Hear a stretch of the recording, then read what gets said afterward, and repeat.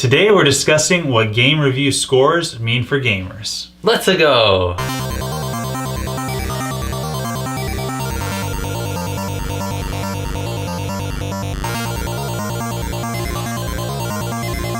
Nine out of 10, 5 out of 10. What do they mean in general, and what do they mean for us gamers? Does it mean that we should go out and buy it or avoid it? What do you think is the issue with game reviews scoring games like this? Because I know we talked about before how Go Nintendo does things differently. Go Nintendo decided that review ratings are too divisive.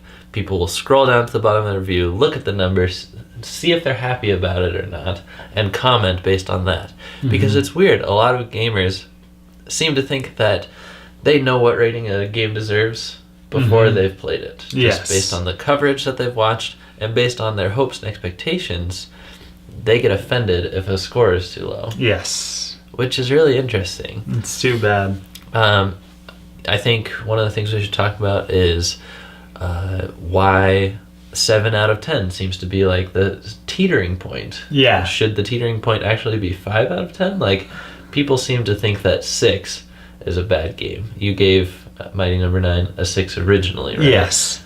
And was it a bad game then when it was a 6? I don't think so. When I rate a game a 6, I think like it may or may not be worth your time. Like if I go like 5, it's like, you know, this game is a game.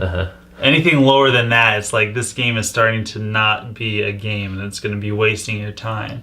Like 5 and below seems almost like negative. Like this game is annoying you. It's abusing your time. It's not respecting your time, stuff like that. Right? Yeah. Most games that we are, you know, waiting for to come out that we're actually invested in, we see only in a spectrum of 7 to 10. 90% of the games that we know fall in that very small category, and is that bad? The lower you get, I think it's bad. I think that we should look at the way that we rate the games on a full spectrum. If we're going to use a game rating system, a game scoring system like out of 10 or percentage, I think because once we get like to 5 and below, it could be any one of those numbers. You can slap any one of those numbers. 4 out of 10 is the exact same thing as 2 out of 10.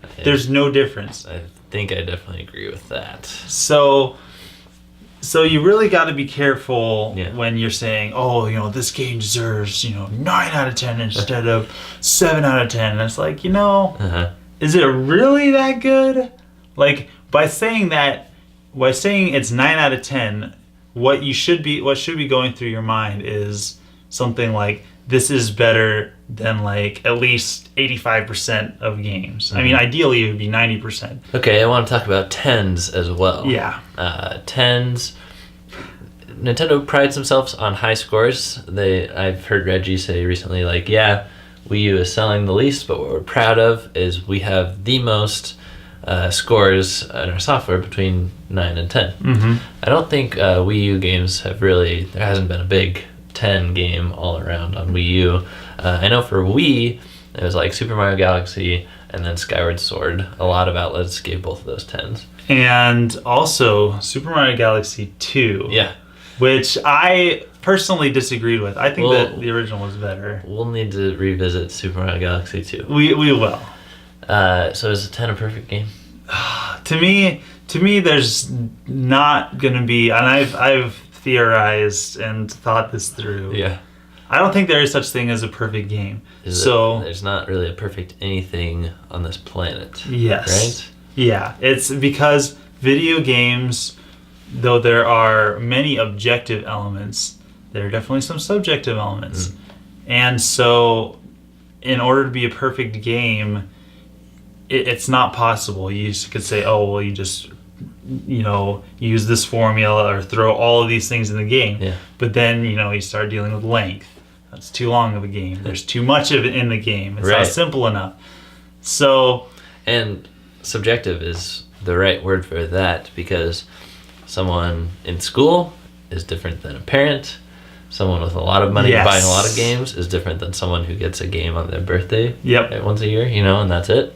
So length is a whole nother topic. Yes. Yeah. And so I don't think there's such a thing as a perfect game. When I think of 10, what comes on in my brain is this game it's good. In fact, it's great. And not only is it great, but I expect this game to be great in 5 to 10 years. Yeah. At least still. And that's one of the reasons why I had a problem with Mario Galaxy 2 is I'm thinking this game is just hype. And I think that's one of the reasons why games get 10s is hype. It's true. And I've seen a couple 10s get given as people are like leaving an outlet. Like they want their last review to be a great. Yeah. I saw that with Skyward Sword at IGN with Rich George. But anyway. And didn't what was the first game that Nintendo Power gave a 10? It was the Legend of Zelda game, wasn't it? I can't remember. This is a moment where Glenn is triggered. He's like, they're making clays, they don't know what they're talking about. I'm on it, so I'm not gonna comment. Anyway, that was an extremely rare occasion. Yeah. I'll say that. Yep. Man, it would be tough to be Nintendo Power, like review games made by your employer. Yeah. Must have been like that's gonna be like Game Informer now that GameStop is getting into publishing. Wait, GameStop is publishing like articles or games? Games. GameStop is making games more than the Coin of Truth. Yeah, the Coin of Truth.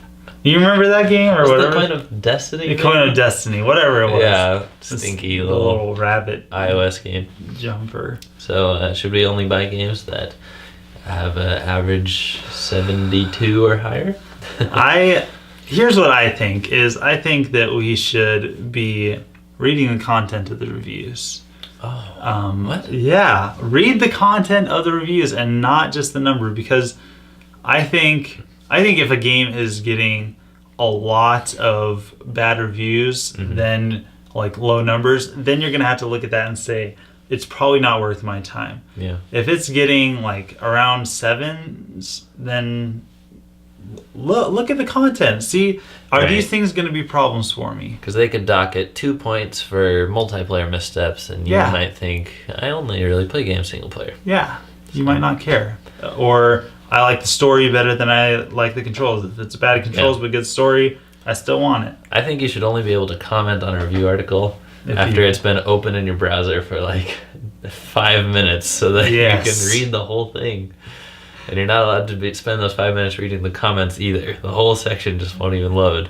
There you go. That's genius. That's my invention. That is genius. No, you can only comment after you've played it. You have to sync it up with your debit card information. Oh, wow. Well, I'd love to hear the collective crew's thoughts as well. Yes. Go ahead and comment below and tell us what you think of game scores, if they get overblown or whatnot. Yeah. Let us know. And I apologize for scratching my nose viciously like 10 times during this video. Not feeling the best. A little allergies going on or something, but we have to show up every day, don't we, Simeon? Indeed we do. There's no stopping us. Thanks for being a part of the crew, everybody. We'll see you next time. Signing out.